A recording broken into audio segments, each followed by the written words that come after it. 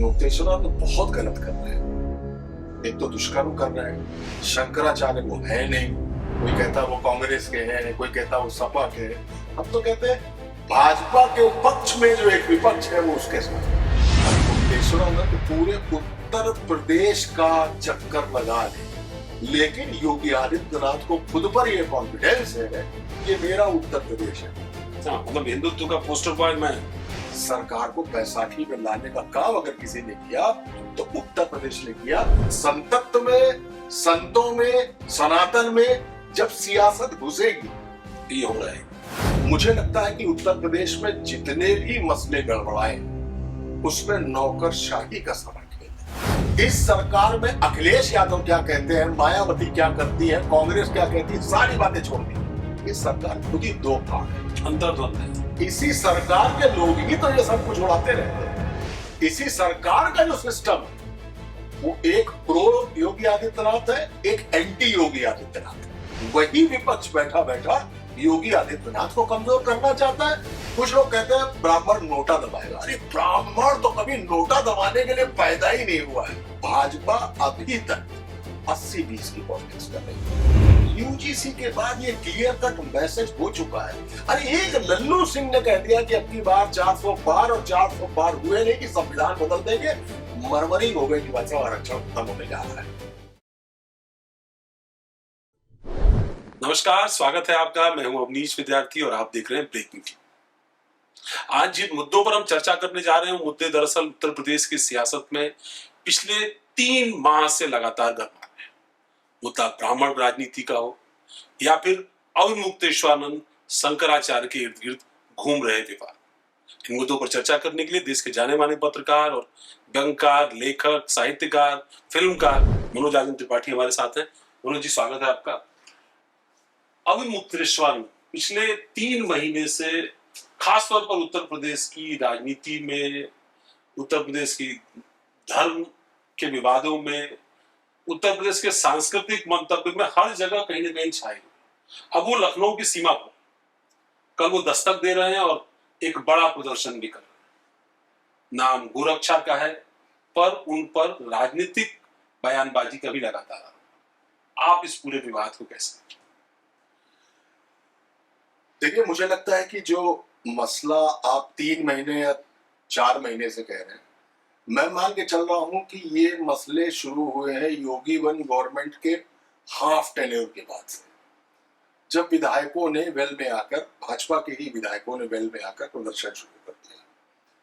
वहां से एक मुद्दा उठा कि विधायकों की नहीं सुनी जाती, मंत्रियों की नहीं सुनी जाती। वो होते होते होते कभी केशव मौर्य कहते हैं कि संगठन जो है वो सरकार से बड़ा है। कभी मसला आता है कि कुंभ में भगदड़ हुई, काफी लोग मारे गए, लेकिन उसमें लगातार बात आई कि सजा मिलेगी, सजा मिलेगी, सजा मिलेगी, लेकिन शायद एक होमगार्ड भी उसमें दंडित नहीं किया गया। ये मुद्दे उठते रहे।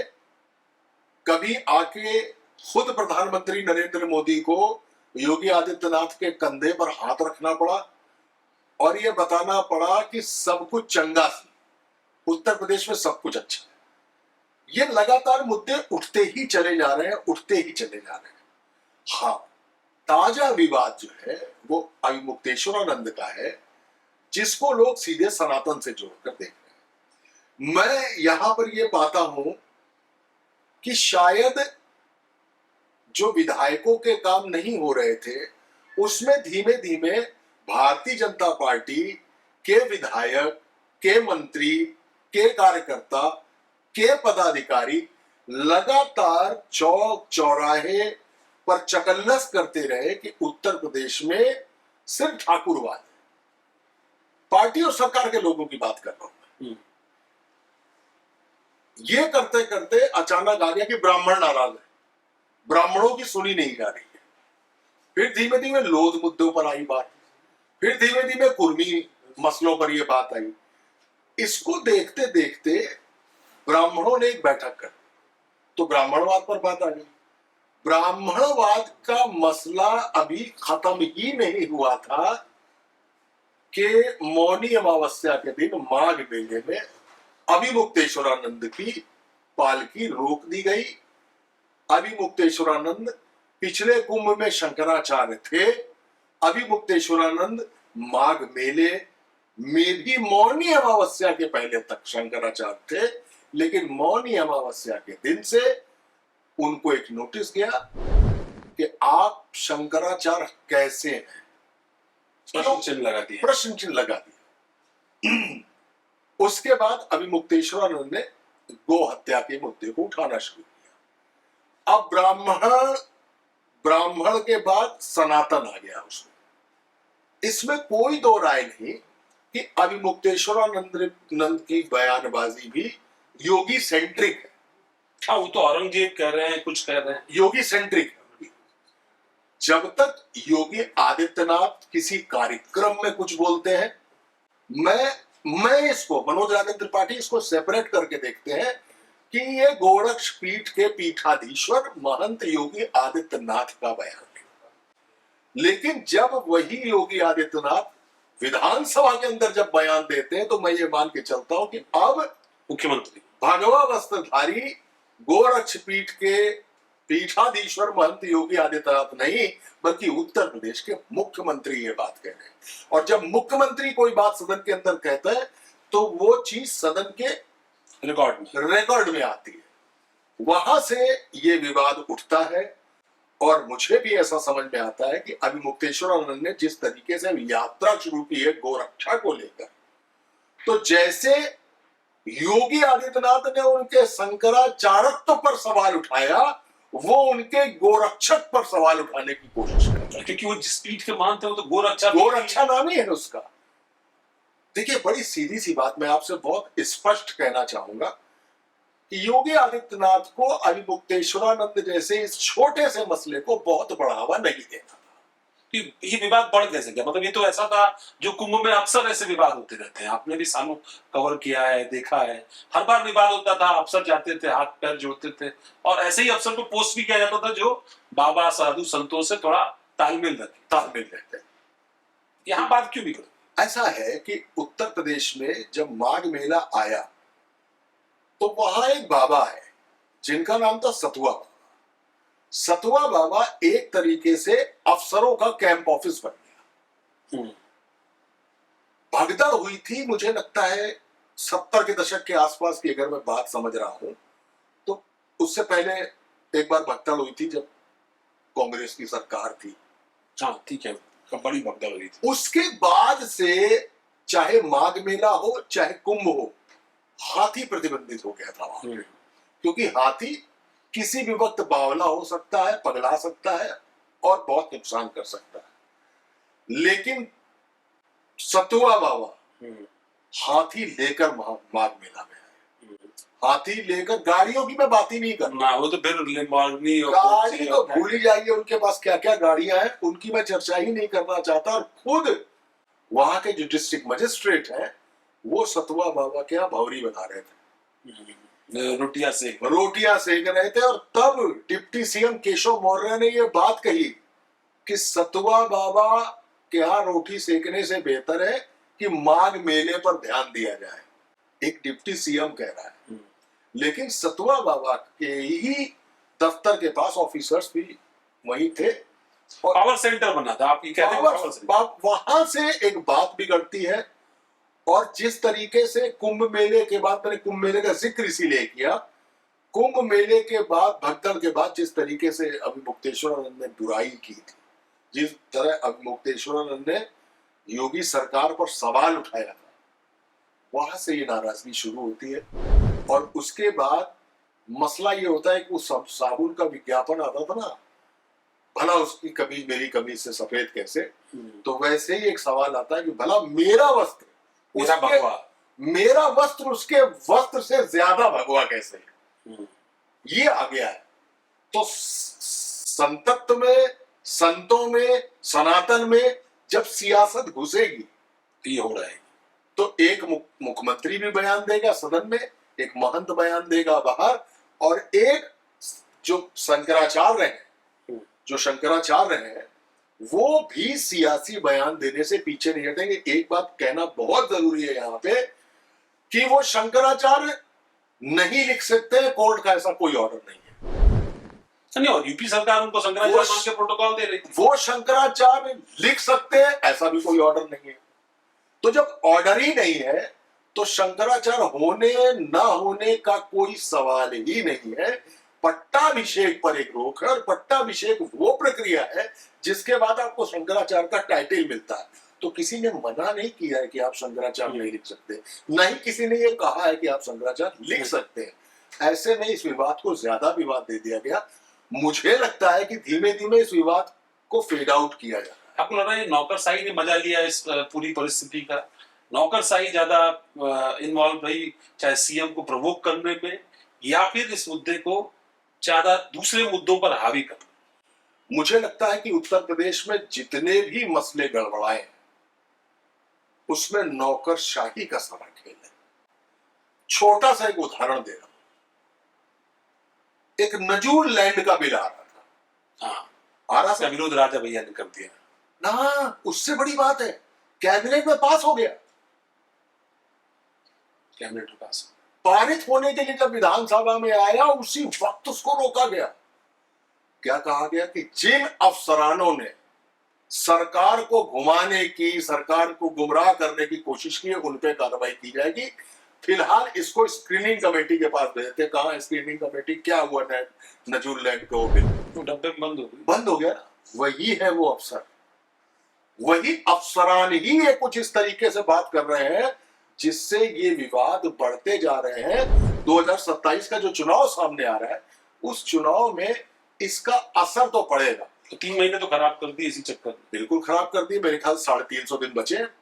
उन 350 दिन में मैं एक बात कहूंगा, अभी मुक्तेश्वरानंद पूरे उत्तर प्रदेश का चक्कर लगा ले, ब्राह्मणों को, सनातनियों को जितना भी कह ले, जितना भी संदेश दे ले, लेकिन योगी आदित्यनाथ को खुद पर यह कॉन्फिडेंस है कि जिस दिन जब मैं कलकत्ता जाता हूं, जब मैं बंगाल में खड़ा होता हूं, जब मैं कश्मीर में खड़ा होता हूं, जब मैं आसाम में खड़ा होता हूं, जब मैं बिहार में खड़ा होता हूं, वहां पर सीटें जीतती ही है।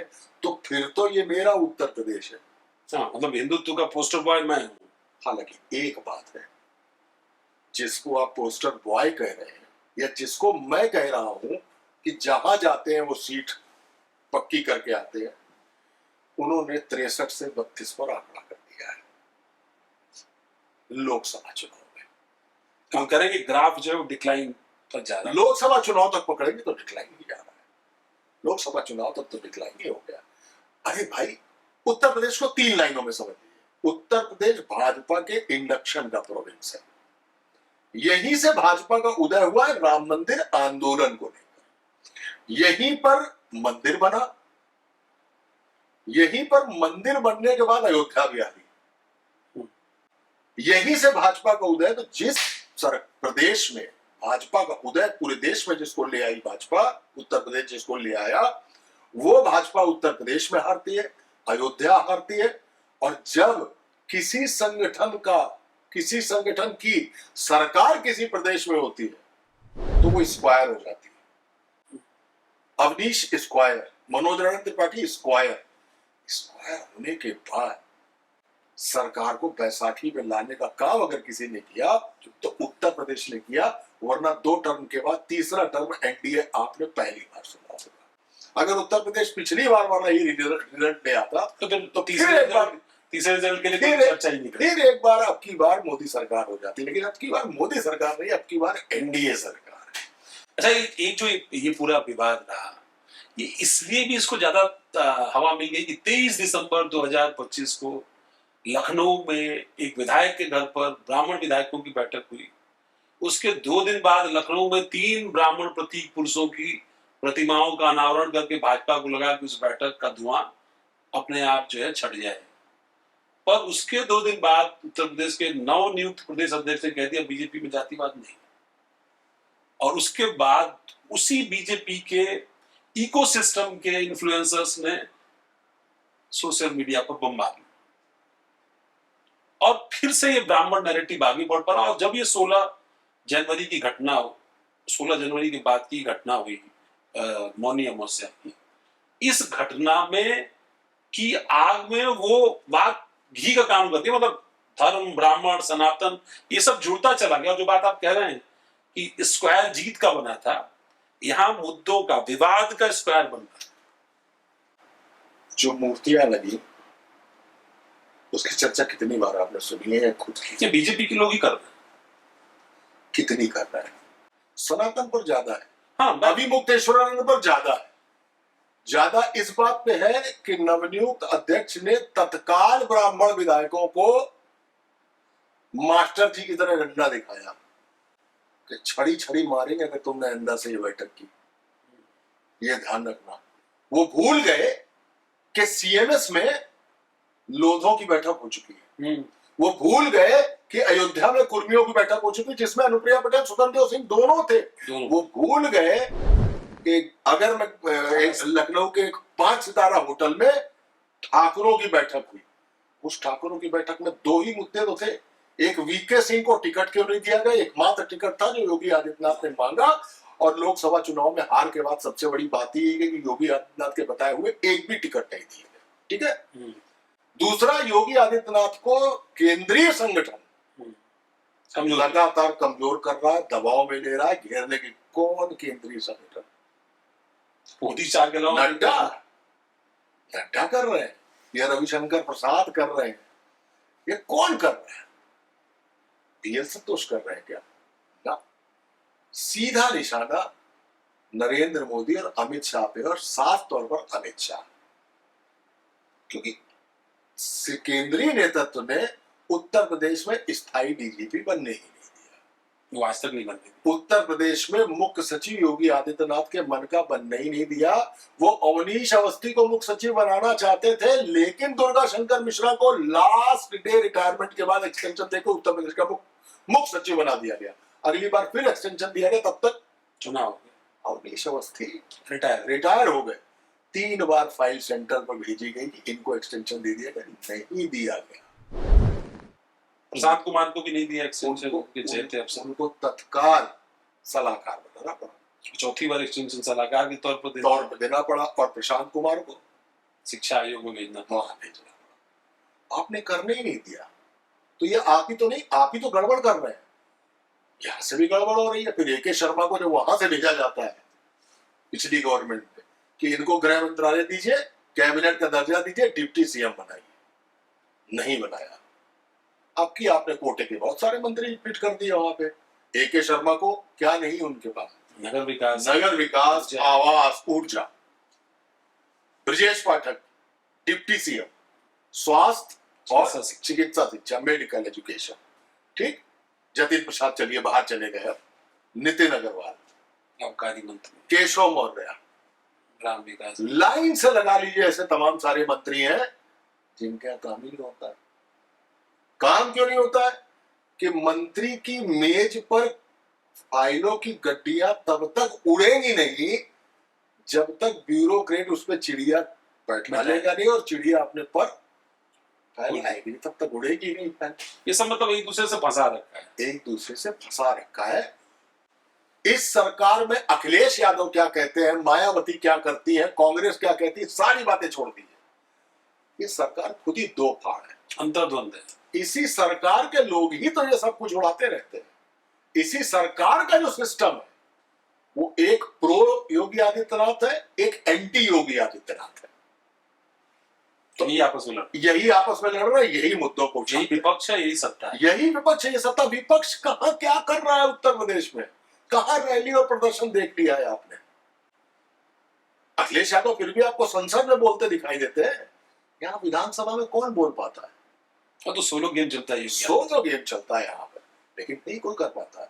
तो यहाँ पक्ष ही काफी है विपक्ष बनने के लिए, और वही विपक्ष बैठा बैठा योगी आदित्यनाथ को कमजोर करना चाहता है। और योगी आदित्यनाथ की जो कोठरी है वो सेंट्रल को, जैसे यूजीसी के मामले में वो सेंट्रल की ऐसी तैसी कर देना चाहते हैं। तो दोनों एक दूसरे के लगे। मुझे लगता है एक बार फिर फोटो खिंचाना पड़ेगा। क्योंकि योगी जी को और मोदी जी को। मोदी जी एक बार फिर फोटो खिंचाना पड़ेगा, क्योंकि अब तो बात होने लगी है, अब तो यूजीसी आ गया है। अरे भाई एक छोटी सी बात कह दूं, बहुत जरूरी है। अब मुक्तेश्वरानंद का कहना है कि उत्तर प्रदेश में गो हत्या रुक नहीं रही है। बात भी सही है, हत्या की बात नहीं कर रहा हूं, बीफ की बात कर रहे हैं, बीफ एक्सपोर्ट बहुत हाँ, अब एक्सपोर्ट नीति किसकी है? उत्तर प्रदेश सरकार की है क्या? सेंट्रल की। सेंट्रल की है। तो आप निशाना किस पे साध रहे हैं? योगी आदित्यनाथ। क्यों सेंट्रल पे क्यों नहीं? सेंट्रल पे निशाना क्यों नहीं साधे? तो आप कहां के हैं? कोई कहता वो कांग्रेस के हैं, कोई कहता वो सपा के हैं। हम तो कहते हैं भाजपा के पक्ष में जो एक विपक्ष है वो उसके साथ है। बड़ी सीधी सी बात है, एक्सपोर्ट सेंट्रल का नहीं, पर कई बार देखते हैं केशव मौर्य उनको भगवान कहते हैं, ब्रजेश पाठक बटुकों की पूजा करते हैं, पर कोई उन तक जाता नहीं, कोई उनको अप्रोच नहीं करता, कोई उनसे बात नहीं करता। अब तो कोई डिप्टी सीएम का टेलीफोन कॉल भी लीक कर दिया। मंदिर है आपके घर में? हाँ बिल्कुल, पूजा करते हैं, बिल्कुल। भगवान को स्नान कराया कभी? चलिए पूजा तो करते ही है, पूजा करते हैं, ठीक है। अगर वो भगवान थे तो आपने कभी भगवान से कहा है कि जाइए जरा स्नान कर लीजिए? आपको जाना था। आपने उनको बार बार भगवान कहा और कहा कि मैं उनसे गुजारिश करता हूँ, विनती करता हूँ कि भगवान शंकराचार्य जाए और स्नान करके इस विवाद को खत्म करें। अरे इलाहाबाद तो आपका शहर था, उत्तर प्रदेश के आप डिप्टी सीएम थे, जाते हाथ पकड़ के उनको स्नान कराने ले जाते। हिम्मत नहीं थी, नहीं ले गए। आपने कहा, ब्रजेश पाठक ने कहा 1 महीने बाद, क्या ब्राह्मणत्व के नाम पर, ब्राह्मण लीडरशिप के नाम पे ब्रजेश पाठक के डिप्टी सीएम बनते ही ब्राह्मणों की सारी समस्याएं खत्म हो गई? नहीं हुई ना। 1 महीने बाद ये बयान आया कि शिखा पकड़ के बटुकों को खींच कर मारना महापाप, और अगले दिन बटुकों के पद प्रक्षालन किए उन्होंने। और तब संघ प्रमुख भी लखनऊ में वो लोग मिलने भी गए थे। उसके बाद एफआईआर, 2 ही बातें थी। एक, आप क्या शंकराचार्य हैं, जवाब दीजिए नोटिस का। दूसरा मुद्दा उठता था कि बटुकों को यार पुलिस ने खींच खींच के मारा और शिखा से खींचा, तो कहा कि आरोप लगा दिया, एक मुकदमा हो गया उनके खिलाफ। आशुतोषानंद है, क्या नाम है उनका? आशुतोष पांडे जी जो, हाँ, खुद भी उनकी हिस्ट्री शीट है। उन्होंने एक आरोप लगा दिया, उन्होंने एक एफआईआर किया। कितने बेचारे थे, अब तो फिर नाक भी कट गई, कितने मजबूर, कितने गरीब, कितने लाचार थे कि इलाहाबाद का छूसी थाना उनकी मुकदमा ही दर्ज कर रहा था। और तब जब सब कुछ हो चुका था उनके, पहले वो बेचारे लिख कर देते एफआईआर नहीं होती, मेल करते एफआईआर नहीं होती, डाक भेजते एफआईआर नहीं होती। देखिए जरा, और 18 की घटना है, 24 को एफआईआर उन्होंने पहली कर दी, हुई। तब उनको कोर्ट, बहुत ही आम आदमी की तरह कोर्ट की शरण लेनी पड़ी कि साहब एक पुलिस रिपोर्ट नहीं दर्ज कर रही, 156, और सारा डिटेल उनके पास है कि एक डिप्टी सीएम है जो शंकराचार्य और योगी आदित्यनाथ के बीच में झगड़ा लगा रहा और बवाल कराना चाहता है। तो क्या बोले, उनकी इंटरनेट कॉलिंग की डिटेल भी पता चल गई है। जिनकी पुलिस मदद नहीं कर रही थी एफआईआर लिखने में, इनको उसकी कॉलिंग तक का पता था। हो गया भाई, पॉक्सो का मसला था। पॉक्सो में बर्डन ऑफ प्रूफ शंकराचार्य पर है। उनकी लोकेशन मोबाइल की अगर बटुकों की और शंकराचार्य की मिल गई तुरंत जेल, तो पॉक्सो है। सीमेंस की जांच बात की बात है, बटुक तो जांच में आ भी गए कि उनके संग रेप हुआ, दुष्कर्म हुआ उनके साथ। इनको तो जेल भेज देना चाहिए था, क्यों नहीं भेजा अभी तक? नहीं भेजा, लटका रहा मसला। लिटमस टेस्ट था क्या? फिर हुआ कि साइड नहीं, अब उसको सबसाइड करने की कोशिश है। अब सबसाइड करने में बेचारा, वो जो बेचारा, तो बटुक का मुद्दा बटुक से ही काउंटर करने की कोशिश। यस। अब वो जो आशुतोष महाराज है, सो कॉल्ड बेचारे, उन पर हमला हो गया, नाक कट गई उनकी, उन पर हमला हो गया, उनकी नाक भी कट गई, उन पर हमला भी हो गया, सब कुछ हो गया। अभी मुक्तेश्वरानंद बहुत गलत कर रहे हैं। एक तो दुष्कर्म कर रहे हैं, शंकराचार्य वो है नहीं, उसके बाद चोटी खींच के मारने की बात करते हैं, उसके बाद अभी मुक्तेश्वरानंद बटुकों के साथ यौनाचार भी करते हैं और आज शोषाचार्य पर हमला भी करा था। बताइए उस पर हमला भी करा रहे हैं। कितने ताकतवर इंसान है ये अवलोक देशरानंद भाई, मुझे तो ये नहीं समझ में आ रहा इनकी ताकत कहाँ से आ रही है इन पर, मैं समझ ही नहीं पा रहा हूँ। और एक बेचारा बताइए उस पर हमला हो गया ट्रेन पे। आप कह नहीं, मतलब जो बात आप पहले भी कह रहे थे कि विद इन है सब कुछ, ये पावर भी विद इन है, ये कॉन्फ्लिक्ट भी विद इन है, सब कुछ विदिन है। ये 50 शेड्स ऑफ पॉलिटिक्स है, 50 शेड्स ऑफ पॉलिटिक्स है। इसमें ये भी मसला है, 5-7 साल में 10-15 बार तो योगी आदित्यनाथ सेंट्रल भेज ही दिए गए होंगे। हाँ हर हफ्ते भेज जाए। कहाँ से आती है ये खबर? ये अखिलेश यादव करते हैं क्या? ये राहुल गांधी करते हैं? कौन लाता है ये खबर? कहाँ से ये मरमरिंग आती है? सारे लोगों को एक बार रडार पे ले लिया जाए, अपने आप समझ में आएगा कहाँ से। पर ये जो पूरी कॉन्फ्लिक्ट में एक लास्ट बात आपसे पूछ लेता हूँ, ये जो ब्राह्मणों की बात, ब्राह्मण पॉलिटिक्स की बात हो रही है, तो ब्राह्मण जा कहाँ रहा है? 23 दिसंबर 2025 के से जो शुरू हुआ विवाद है, और जो अवगुप्तेश्वरानंद का विवाद है, इसे भी सब ब्राह्मण ही है। मतलब अवगुप्तेश्वरानंद खुद ब्राह्मण है, बटुक ब्राह्मण है, ब्रजेश पाठक ब्राह्मण है, वास्तुस पांडे जो है वो भी ब्राह्मण है, ऐसे तमाम पर ये ब्राह्मणों की नाराजगी, ब्राह्मण मंत्रियों की नाराजगी, ब्राह्मण को पार्टिसिपेशन, या ब्राह्मण वोटर, मायावती कह रही है भाई सब मत करो, लिट्टी चोखा मत खाओ, ये सब बात, ब्राह्मण जाएगा कहाँ? देखिए, ब्राह्मण ने 1-2% कभी समाजवादी पार्टी को वोट दिया हो तो दिया, ठीक है। तिलक तराजू और तलवार का नारा खाने के बाद, हजारों उत्पीड़न के मुकदमे झेलने के बाद भी ब्राह्मण शंख बजाएगा, हाथी बढ़ता जाएगा कहने वाली मायावती को ब्राह्मणों ने वोट दिया। वो मायावती अचानक फिर धीमे धीमे अंडर प्ले से प्ले पे आ गई, 7वें-8वें राउंड खेलना शुरू कर दिया, ओपनिंग कर रही थी पहले। कुछ लोग कहते हैं ब्राह्मण नोटा दबाएगा। अरे ब्राह्मण तो कभी नोटा दबाने के लिए पैदा ही नहीं हुआ है। नोटा दबाने की शिक्षा, नोटा दबाने की टेक्निक, नोटा दबाने की बुद्धिमत्ता किसी प्रोफेसर की हो सकती है, किसी डॉक्टर की हो सकती है, किसी पत्रकार की हो सकती है, किसी पढ़े लिखे इंसान की हो सकती है। नोटा नहीं दबाना है किसी को। सब ब्राह्मण को तो बिल्कुल, ब्राह्मण नोटा नहीं दबाएगा, वो समझदार बंदा है, वो नोटा नहीं दबाएगा। वो उसको चुनेगा जिसको ये लगे कि जिन्होंने मेरे संग उत्पीड़न किया है। जीत सूंघ लेता है, जीत की तरफ जाएगा। नहीं, जीत नहीं सूंघ लेता, माहौल बना देता है, माहौल तो बना देता है वो कतई।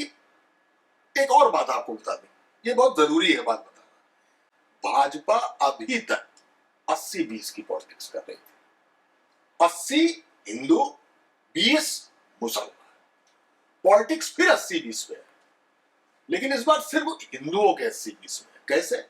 80 पिछड़ा और दलित, 20 अगड़ा। यूजीसी के बाद ये क्लियर कट मैसेज हो चुका है। अरे एक लल्लू सिंह ने कह दिया कि अब की बार 400 पार, और 400 पार हुए नहीं कि संविधान बदल देंगे, मरमरिंग हो गई कि बच्चा आरक्षण खत्म होने जा रहा है।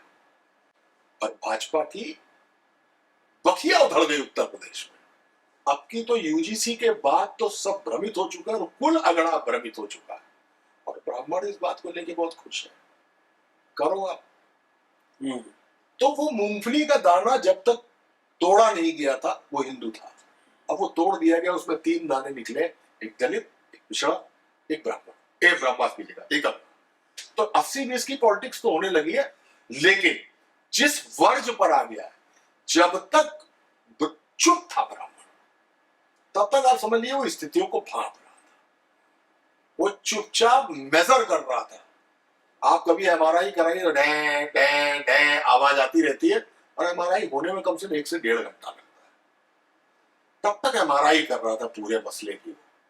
उसके बाद उसने बोलना शुरू किया, तो बैठक हुई, अब चिंतन पर आ गया, अब वो मुखर हो गया, चौराहे चौराहे पे बोल रहा है, चौराहे पे बोल रहा है। दिनेश शर्मा को हूटिंग करके बता दिया उसने, चौराहे पे कहा बोल रहा, दिनेश शर्मा की हूटिंग कर दी उसने ब्राह्मणों वाली। ब्रजेश पाठक को वहां ललकारना पड़ा कि आज इस बात का फैसला यहीं पे होगा। अब वो मुखर हो गया, मैं नहीं कहता, हो सकता है, देखिए बड़ी सीधी सी बात है, कोई बोलेगा नहीं सपा का प्लांटेड है। आजकल तो यही चक्कर में आप सवाल भाजपा का पूछ लेते हैं कि सपा की तरफ से आए, सपा सवाल पूछते हैं भाजपा की तरफ से, ये स्थिति हो गई समाज की। लेकिन ब्राह्मण वोकल कौम है और ये अब वोकल हो चुकी है, संघ निकाल चुकी है। अब धुआं नहीं दिख रहा, अब सुलगन आ गई, धधक रहा है थोड़ा सा। तो ब्राह्मण लगभग डिसाइसिव हो गया। यूजीसी ने जिसको और बुरी तरह एनर्जाइज कर दिया ब्राह्मण पॉलिटिक्स। अब मुक्तेश्वरानंद, ये सारे हमारे कानपुर में रहने वाला, वहां का एक कहावत है, 12 मसाले 14 जायके। ठीक है, तो ये जितना सब कुछ हो रहा है इसमें 12 मसाले तो हो चुके हैं, जायके 14 हो गए। चुनाव उसका जो जायका देगा वो 14। बहुत धन्यवाद। ये थे मनोज राजेंद्र त्रिपाठी जी, उनका अपना अंदाज, खास तौर पर मुक्तेश्वरानंद पर जो सियासत घर में या ब्राह्मण पर जो पॉलिटिक्स उत्तर प्रदेश में हो रही है, इस पर ये पूरा व्यू था। और आपकी इस पर क्या राय है, आपका क्या दृष्टिकोण है, जरूर हमें कमेंट बॉक्स में बताइएगा। हमारे डिजिटल प्लेटफॉर्म को लाइक करिए, सब्सक्राइब करिए और कमेंट देना बिल्कुल मत भूलिए, क्योंकि वो हमारा हौसला बढ़ाता है। खास तौर पर इस तरह की पेशकश दोबारा आपके सामने लेकर आने के लिए लगातार ताकत है। बहुत बहुत धन्यवाद। नमस्कार।